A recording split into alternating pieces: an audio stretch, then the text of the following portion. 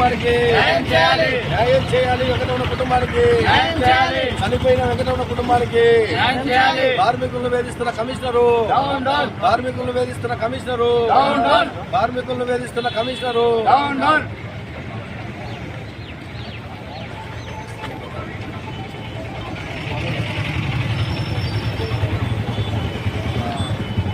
Satyanarayana CIT జిల్లా కార్యదర్శి పొద్దుటూరు.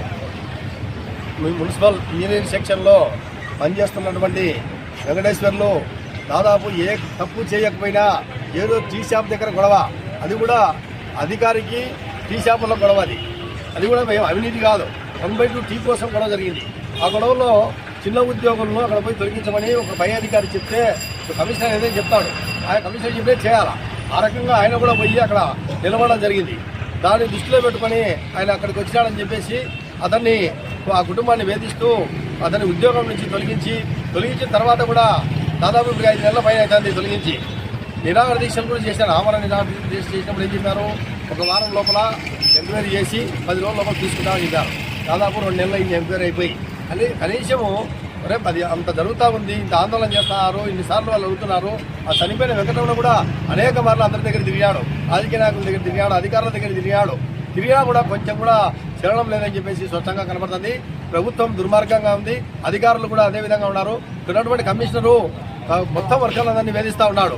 అంటే ఇప్పటికే దాదాపు 2 సంవత్సరాల పైన అవుతుంది. చనిపోయిన కుటుంబాలకు ఉద్యోగాలు ఇవ్వడం లేదు. అవి ఏదైనా కలెక్టర్కి పెట్టి చేయమని చెప్తే కూడా పలికే పరిస్థితిలో లేరు. అంటే ఏది చెప్పినా కూడా ఒక పని కూడా చేయని పరిస్థితి. పొద్దుటూరు అంతా కూడా ఈరోజు ఈ కమిషనర్తో బెస్ట్ పట్టిపోతున్న పరిస్థితి కనబడతా ఉంది. ఇప్పటికైనా కూడా వెంకటరమణ కొడుకు ఏదో వెంకటరమణ ఉద్యోగం కోసం తిరిగి వేసారి చనిపోవడం జరిగింది. కనీసం ఇప్పటికైనా కూడా కొడుకు న్యాయం చేస్తారని చెప్పేసి ఆశిస్తూ ఉన్నాము. లేని పక్షంలో ఈ శవాన్ని ఇక్కడే పెడతాం, జనవాళ్ళైనా కూడా ఇక్కడే ఉంటాము.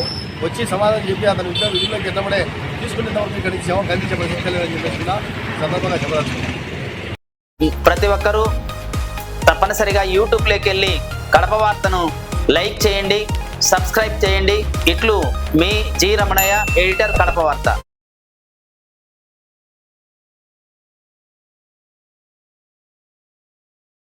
తప్పనిసరిగా యూట్యూబ్లోకి వెళ్ళి కడప వార్తను లైక్ చేయండి, సబ్స్క్రైబ్ చేయండి. ఇట్లు మీ జి రమణయ్య, ఎడిటర్, కడప వార్త.